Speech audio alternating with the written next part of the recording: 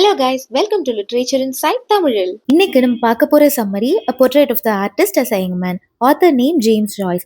இவருடைய full name James Augustine Aloysius Joyce. இவங்க 1882 to 1941 வரை வாழ்ந்த ஒரு famous Irish novelist, poet and literary critic. 20th சென்ச்சுரியை சார்ந்த ஒரு மாடர்னிஸ்ட் ரைட்டர். இவரு அயர்லாந்துல பிறந்திருக்காங்க. இவருடைய writings mostly identity, religion, nationalism, exile and artistic freedom பத்தினதா இருக்கும். இவருடைய மேஜர் ஒர்க்ஸ் என்னெல்லாம்னா Dubliners, A Portrait of the Artist as a Young Man, Ulysses and Finnegans வே.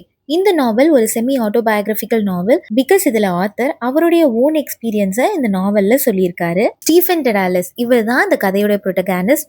இவரு தன்னுடைய ஃபேமிலி, ரிலீஜியன், சொசைட்டி இது எல்லாத்தையும் மீறி தான் ஒரு ஆர்டிஸ்ட் அப்படிங்கிற ஒரு ஐடென்டிட்டிக்குள்ள எப்படி போறாரு அப்படிங்கிறது தான் இந்த கதையில நம்ம பார்க்க போறோம். இந்த நாவல்ல ஸ்ட்ரீம் ஆஃப் கான்சியஸ்னஸ் டெக்னிக்கை யூஸ் பண்ணியிருக்காங்க. ஸ்ட்ரீம் ஆஃப் கான்சியஸ்னஸ் அப்படின்னா என்னன்னா, நம்ம லைஃப்ல எப்படி திங்க் பண்ணுவோம், ஒரே மாதிரி நம்மளுடைய தாட் ப்ராசஸ் இருக்காது, மாறி மாறி வரும் இல்லையா? ஸோ அந்த டெக்னிக் பேரு தான் ஸ்ட்ரீம் ஆஃப் கான்சியஸ்னஸ். இதுதான் இந்த நாவல்ல யூஸ் பண்ணியிருக்காங்க. Now let's get into the summary. But அதுக்கு முன்னாடி a small request. இன்னும் நம்ம சேனலை சப்ஸ்கிரைப் பண்ணாதவங்க கண்டிப்பா சப்ஸ்கிரைப் பண்ணிட்டு பக்கத்துல இருக்க பெல் பட்டனையும் கிளிக் பண்ணிக்கோங்க. ஸ்டீஃபன் டெடாலஸ் இவரு தான் நம்ம ப்ரோட்டகானிஸ்ட். இவரு சைல்ட்ஹுட்ல இருந்து ஒரு மெச்சூர்ட் அடல்ட்ஹுட்குள்ள போறதுக்குள்ள அவருடைய லைஃப்ல என்னெல்லாம் நடந்தது, என்னென்ன ஃபீலிங்ஸ் அண்ட் தாட் ப்ராசஸ்லாம் அண்டர்கோ பண்ணாரு, ஃபைனலி எல்லா பவுண்டரிஸையும் உடைச்சிட்டு தான் ஒரு ஆர்டிஸ்ட் அப்படிங்கிற ஒரு ஐடென்டிட்டிக்குள்ள எப்படி போனாரு அப்படிங்கிறது தான் இந்த நாவலை நம்ம பார்க்க போறோம். இது எல்லாமே அயர்லாந்துல நடக்கிற மாதிரி அமைஞ்சிருக்கு. ஸ்டீஃபன் டெடாலஸ் ஒரு ஐரிஷ் கேத்தலிக் ஃபேமிலியை சார்ந்தவர்.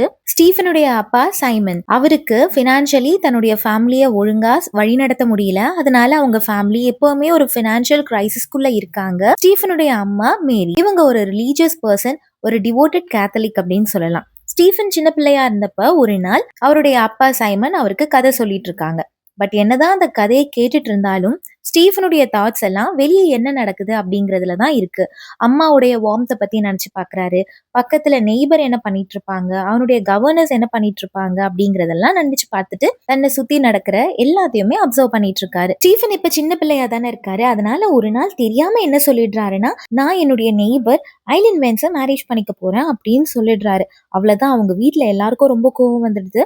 பிகாஸ் அவங்க கேத்தலிக் ஃபேமிலி, அவங்களுடைய நெய்பர் ப்ரொட்டெஸ்டன்ட். ஓகே, நீ பண்ணது எவ்வளோ பெரிய தப்பு தெரியுமா அப்படின்னு சொல்லிட்டு அவங்க அம்மா நீ எல்லார்கிட்டையும் கண்டிப்பா சாரி சொல்லி தான் ஆகணும் அப்படின்னு சொல்றாங்க. ஸ்டீஃபனுடைய கவர்னர்ஸ் டான்டி என்ன சொல்றாங்கன்னா, நீ உன்னுடைய தப்பை ரியலைஸ் பண்ணல, கடவுள்கிட்ட மன்னிப்பு கேட்கல அப்படின்னா உன்னுடைய கண்ணை ஈகிள்ஸ் கொத்திட்டு போயிடும் அப்படின்னு சொல்லி பயம்புறுத்துறாங்க. இவரு ரொம்ப சின்ன பையன், தெரியாம சொல்லிட்டாரு. பட் அதை கூட அவங்க வீட்டுல பெரிய விஷயமா போர்ட்ரே பண்றாங்க. இது நமக்கு என்ன காட்டுதுன்னா, அப்போ இருந்த ப்ரொட்டெஸ்டன்ட் அண்ட் கேத்தலிக் டிவிஷனை காட்டுது. இப்போ ஸ்டீஃபனை ஒரு போர்டிங் ஸ்கூலுக்கு அனுப்புறாங்க. அந்த ஸ்கூல் ரொம்ப ஸ்ட்ரிக்ட் அண்ட் ரிலீஜியஸான ஸ்கூல். அந்த ஸ்கூல்ல ஸ்டீஃபன் ரொம்ப லோன்லியா ஃபீல் பண்றாரு, ரொம்ப வீக்கா இருக்காரு. அங்க இருக்க சில பாய்ஸ் இவரை ரொம்ப டீஸ் பண்றாங்க. அதனால இவருக்கு உடம்பு ரொம்ப முடியாம போயிடுது. வெக்கேஷனுக்கு இவர் வீட்டுக்கு போறாரு. அங்க அவருடைய பேரண்ட்ஸ், இவருடைய கவர்னர்ஸ் எல்லாம் சேர்ந்து பாலிடிக்ஸ் அண்ட் ரிலீஜன் பத்தி எல்லாம் பேசிட்டு இருக்காங்க. பொலிட்டிக்கல் லீடர்ஸ் பத்தி எல்லாம் பேசிட்டு இருக்காங்க. இவருக்கு ஒண்ணுமே புரியல, ரொம்ப கன்ஃபியூஸ்டா இருக்காரு.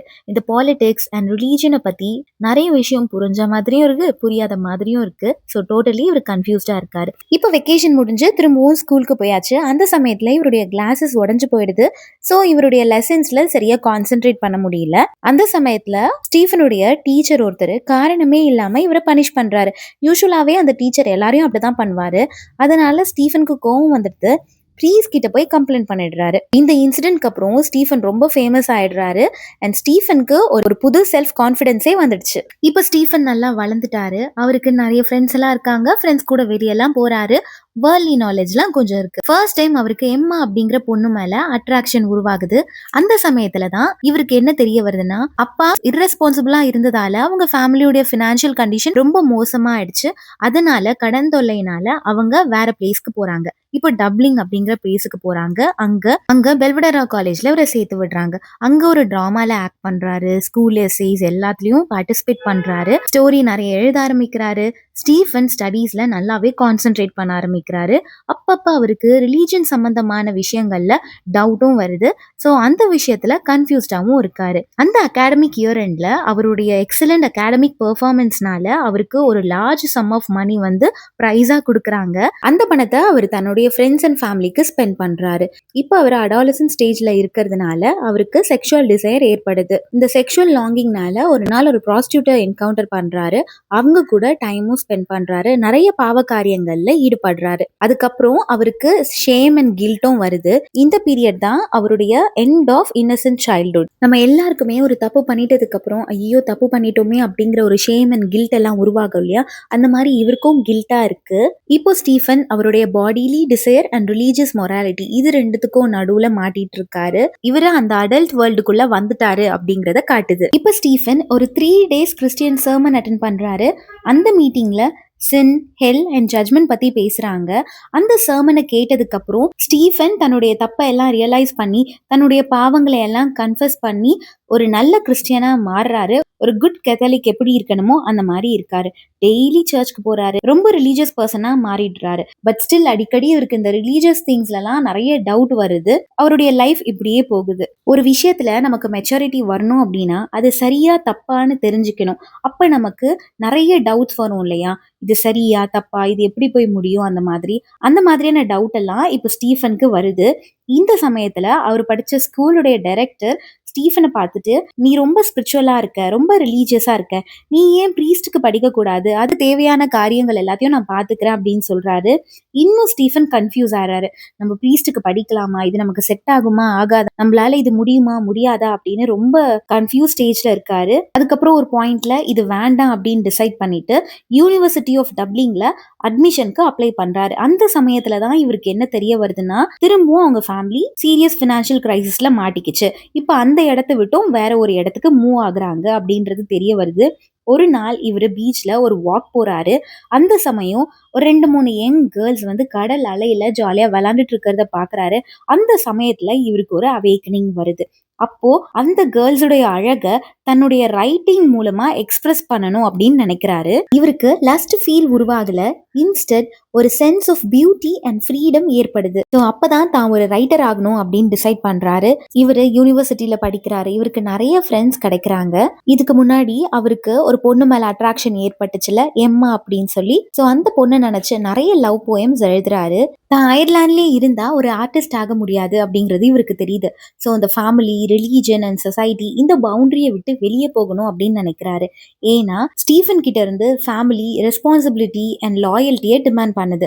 கேத்தலிக் சர்ச்சை சார்ந்தவர் இல்லையா இவரு. ஸோ கேத்தலிக் சர்ச் இவர்கிட்ட ஒபீடியன்ஸை டிமாண்ட் பண்ணுது.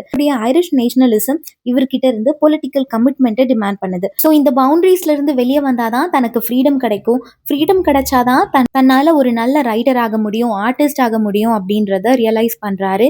இப்ப அயர்லாண்டை விட்டு வெளியே போகணும் அப்படின்னு டிசைட் பண்றாரு.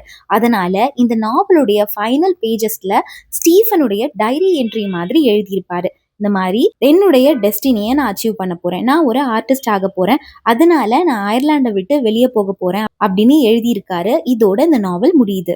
இந்த கதையில வர புரோட்டகானிஸ்ட் ஸ்டீஃபன் அண்ட் நம்மளுடைய ஆத்தர் ஜேம்ஸ் ஜாய்ஸ்க்கும் நிறைய விஷயம் ஒத்து போறதால இந்த நாவல் ஒரு செமி ஆட்டோபயோகிராபிக்கல் நாவல் அப்படின்னு சொல்றாங்க. இந்த வீடியோ உங்களுக்கு யூஸ்ஃபுல்லா இருந்ததுன்னா லைக் பண்ணிட்டு சப்ஸ்கிரைப் பண்ணிக்கோங்க. மறக்காம உங்க ஃப்ரெண்ட்ஸ்க்கும் நம்ம சேனலை சஜஸ்ட் பண்ணுங்க. அடுத்த எந்த டாபிக்ல வீடியோ போடலான்னு காமெண்ட் பண்ணுங்க. தேங்க்யூ ஃபார் வாட்சிங்.